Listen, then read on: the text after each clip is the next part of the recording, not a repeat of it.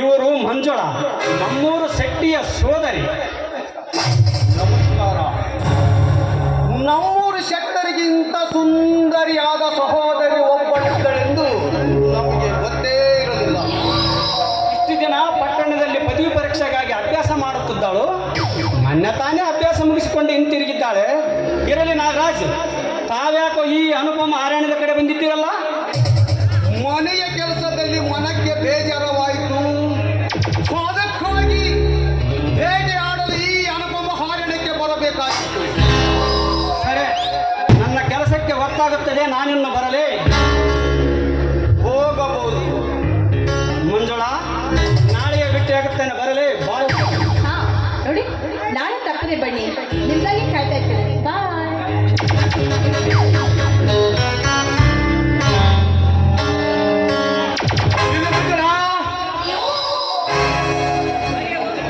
ಅವನು ಹೋದೊಡನೆ ನೀನು ಹೊರಗೆ ಉರಿಯಲ್ಲ, ಏಕೆ ನನ್ನೊಡನೆ ಮಾತನಾಡಲು ಮನಸ್ಸಿಲ್ಲವೇ? ಚೇಚೆ, ಹಾಗೇನಿಲ್ಲ. ನಾನು ಬಂದು ಬಹಳ ಹೊತ್ತಾಗಿತ್ತು, ಅದಕ್ಕಾಗಿ ಹೊರಟಿದ್ದೆ ಅಷ್ಟೇ. ಹೋಗಿ ಉರಿಯಂತೆ ಮಂಜುಳ, ಹೋಗುವುದಕ್ಕೆ ಮೊದಲು ನನ್ನ ಮನ ಪ್ರಶ್ನೆ ಒಂದನ್ನು ಕೇಳ ಬಯಸುತ್ತಿದೆ. ನೀವು ತಪ್ಪು ತಿಳಿಯದಿದ್ದರೆ ಸಂಕೋಚವಿಲ್ಲದೆ ಕೇಳಿ.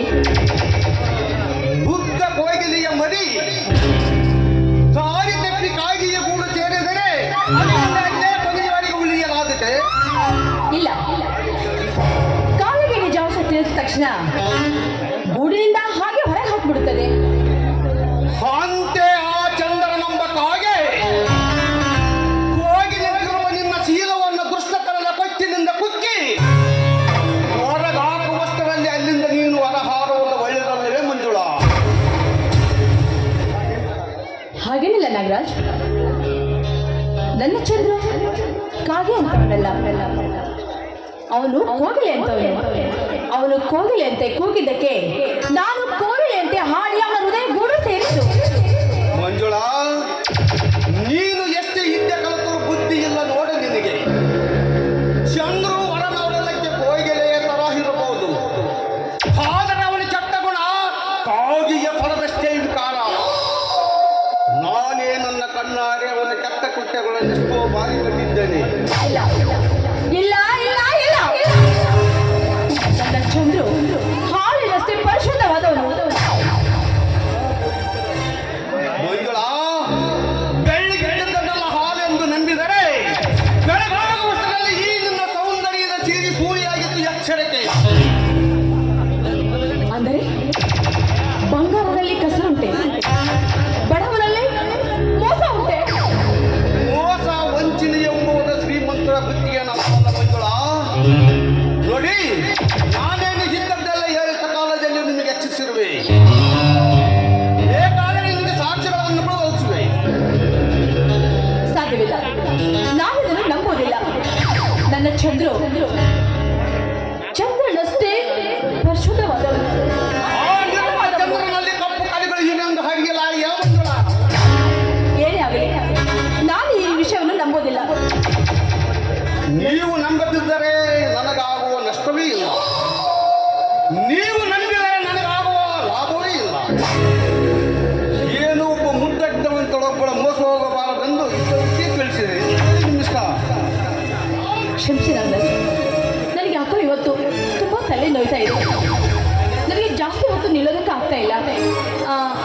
ನಾನು ಮನೆಗೆ ಹೋಗ್ತೀನಿ, ನೀವು ಬರ್ತೀರಾ?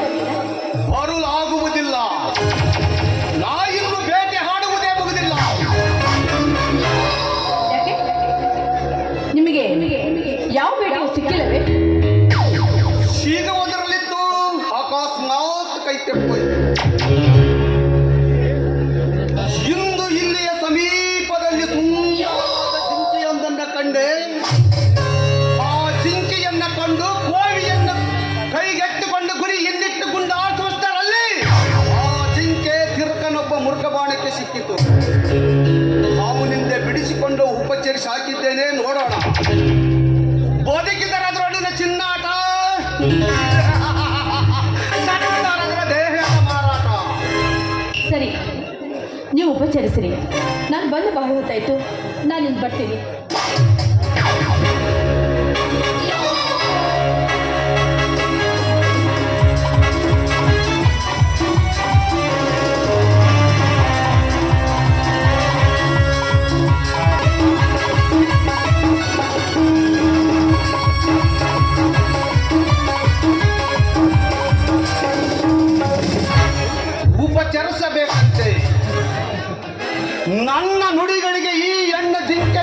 ಕ್ಷಣದಲ್ಲಿ ಚಂದ್ರುವಿನ ಪರಿಶುದ್ಧ ಪ್ರೇಮವನ್ನು ಸಂದೇಶಿಸಿತು.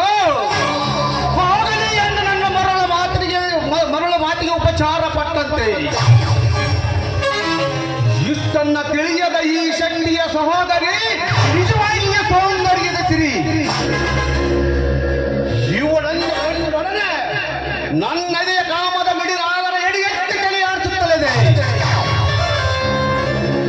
ನಾ ಮನಸ್ಸು ಮಾಡಿದರೆ ಇಂದ್ರನ ಅಮರವತಿ ಹರಿಗಿರಿಯರಾದ ರಂಬೆ, ಊರ್ವಶಿ, ಮೇನಿಕೆಯರ ಬಂದು ನಾಟ್ಯವಾಡುವಾಗ ಈ ಮತಿ ಇಲ್ಲದೆ ಹೆಣ್ಣು ನನ್ನ ಕೋವಿ ಗುರಿಗೆ ಸಿಲುಕಲಾರ.